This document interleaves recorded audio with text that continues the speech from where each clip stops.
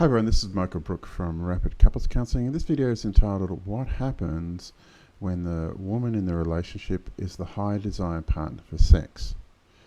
Now, in any long-term relationship, it's relatively normal for there to be differences in sexual desire. Roughly 30% of couples have the same level of desire, either both high or both low. Roughly 55% of relationships, men have the high desire for sex. And roughly 15% of relationships are where the women have the high desire for sex. Now, if you combine those 55 and 15, so for roughly 70% of relationships, there is some difference in sexual desire. Let's talk specifically about what happens when women have the high desire for sex in a relationship. There's a great many things that get in the way of the desire for sex. So let me start talking about a few of them. Fatigue. Fatigue is a way of getting in the way of sex. So particularly when babies show up. When both people are sleep deprived because they've got a screaming baby in their house, well, it's not really a good idea for you to spend a whole heap of energy having a whole heap of sex. Next thing is stress. Stress is a way of substantially reducing the desire for sex. Even though through having sex you feel a reduction in stress, often if people are chronically stressed, that can put a substantial drop in the desire for sex. One of the mechanisms of this is long-term chronic stress can reduce men's testosterone levels by 70%. And the desire for sex and the desire to initiate sex for men appears to be highly correlated with testosterone levels. So if somebody is highly stressed over a long period of time, then that kills the level of testosterone in their system, which kills the desire for sex. So the next one is other health issues. So if you're dealing with other health issues, then the last thing you want to do is put a whole lot of time and effort into your sexual relationship if you're focusing on just being healthy. Another one is if you're having long-term ongoing conflict in your relationship that's not resolved, well, it's difficult to desire someone who's fighting with you all the time. So that's just a couple. But there's some other more subtle things that happen in a relationship when the women have a higher desire for sex than men, because there's something in relationship called sexual polarity. Now, sexual polarity is basically where the woman or the female is in her feminine and the male's in the masculine. And the feminine typically is around flow, being in the flow of relationships, but also receiving the attention of the masculine. And the masculine is about direction, it's about forward movement.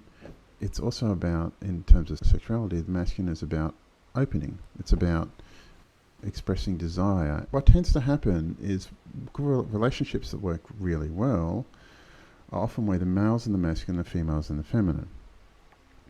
Now, if you talk to a lot of women, as I do on a regular basis about their sexuality, most women want to feel desired. They want to feel wanted, right? They also want their partner to open them sexually. They want their partner to ravish them. They want their partner to take them.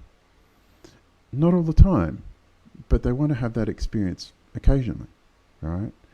And the problem is when women are the high desire partner for sex, when they initiate sex all the time, by doing so, that kind of takes a masculine position, and women don't want to take the masculine position of initiating sex. They want to be the receivers of the initiation for the most part. Now, sometimes when they're feeling really desirous and when they're feeling like they really want to have sex, they're actually okay with taking that and doing that. But for the most part, most women want to be the receivers of the initiation. This brings up the distinction between initiatory desire and responsive desire. There was a researcher in Canada called Rosemary Basson who talked to a lot of men and a lot of women around desire. And what she found was that when polled, 80% of men said it was their preference to initiate sex and to have initiatory desire, to desire sex and then initiate their sexual engagement. Whereas 70% of women stated it was their preference to be the receivers of the initiation. All right? That most of the time they're not actually thinking about sex, but they're happy to receive the initiations. That's the majority of men and the majority of women. if you're a woman or if you have a responsive desire, where you want your partner to be desiring you, when you want your partner to be initiating sex with you, and that never happens, there's this gnawing frustration. They tend to get increasingly frustrated, and they also tend to question their desirability. They tend to question their attractiveness, and they get incredibly frustrated, incredibly pissed off over time. When that happens, the sexual polarity is out. So if you're in a relationship where the woman has a high desire for sex, it's probably a really good idea to fix that. Now, there could be some issues around body image, there could be issues around health. If you're a guy and you're in a relationship with your partner and your partner stacks on 50, 60 kilos of fat, well, you might actually lose desire for them. And that's something that probably should be addressed. It's difficult for your partner to say that, though. There's a lot of dynamics that get kicked off in a relationship if the woman is the high desire partner for sex. That's not very good. So if that's the case, then you need to take steps to reverse that so that it repairs the sexual polarity. When the sexual polarity in the relationship is repaired, when the guy's in the high desire and the woman has the same level of desire, then the relationship tends to go pretty well.